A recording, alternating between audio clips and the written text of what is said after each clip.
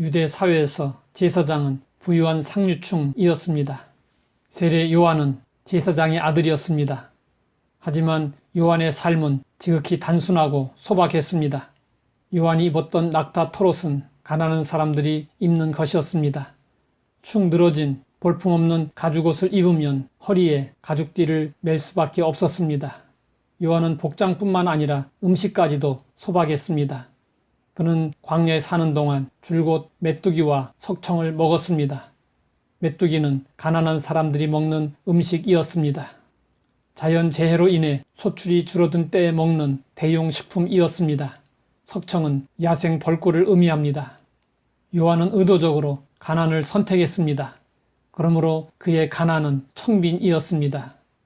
요한은 예수님의 길을 예비하는 선구자로서 스스로 육적 욕망을 절제하며 구별된 삶을 살았습니다. 오늘 우리가 세례 요한처럼 살 수는 없습니다. 그러나 세례 요한의 의식주 생활의 단순함은 먹고 마시는 일에 몰두하는 현대인들에게 시사하는 바가 많습니다. 요즘 광고를 보면 사람들로 하여금 물건을 구입하지 않으면 견딜 수 없도록 합니다. 이것저것 욕심을 부리면 삶이 복잡하게 됩니다. 삶이 복잡하면 영과 혼과 육에 유익이 없습니다. 복잡한 사람은 1시간 정도의 예배 시간도 제대로 집중하지 못합니다. 복잡한 사람의 마음에는 평안이 머물 수 없습니다. 복잡한 사람에게는 사고의 위험성도 높습니다. 우리는 좀 더 단순해질 필요가 있습니다.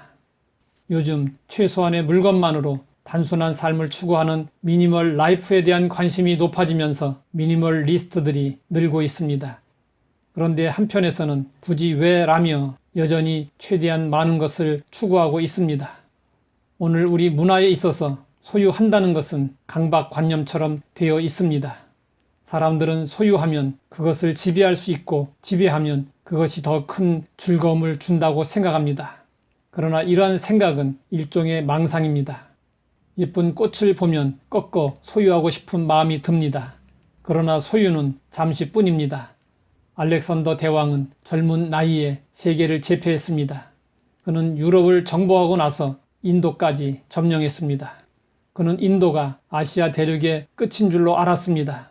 그래서 더 이상 자신이 정복할 땅이 없음을 아쉬워했다고 합니다. 모든 것을 다 소유했던 알렉산더였습니다. 하지만 그는 30대의 젊은 나이에 죽음을 맞이하게 되었습니다. 그는 죽음에 앞서 이런 유언을 했다고 합니다. 너희는 나를 위해 관을 짜되 관 옆에 구멍을 2개 뚫어서 내 손이 바깥으로 나오게 하라. 온 백성이 나의 축 늘어진 빈손을 보며 이렇게 말할 것이다. 그 위대한 알렉산더 대제도 빈손으로 가는구나. 그리고 그들은 삶의 지혜를 얻게 될 것이다. 우리는 빈손으로 왔다가 빈손으로 갑니다. 이 세상 그 어떤 것도 영원히 소유할 수 없습니다. 우리는 나그네 인생입니다. 나그네 길을 편히 가려면 짐이 가벼워야 합니다. 많이 소유한다고 해서 행복한 것이 아닌 것을 깨닫고 소유하지 않고서도 즐기는 법을 배워야 합니다. 성경은 말씀하고 있습니다. 욕심이 잉태한 즉 죄를 낳고 죄가 장성한 즉 사망을 낳느니라. 아무리 많이 모아봐야 빈손으로 왔다가 빈손으로 가야 하는 것이 우리 인생입니다. 욕심을 부리지 말고 살아야 합니다. 인생의 본질과 한계를 아는 사람은 욕심을 부리지 않습니다. 성도들의 영성은 욕심 없는 단순한 삶에서 깊어집니다. 요한을 본받아 단순하게 살아야 합니다. 하나님 아버지, 빈손으로 왔다가 빈손으로 가야 하는 것이 우리 인생인 것을 깨달아 욕심을 버리고 단순한 삶을 추구하며 영성의 깊이를 더할 수 있게 하시고 소유하지 않고도 즐기며 살 수 있는 인생을 살 수 있게 하옵소서. 예수님의 이름으로 기도드립니다.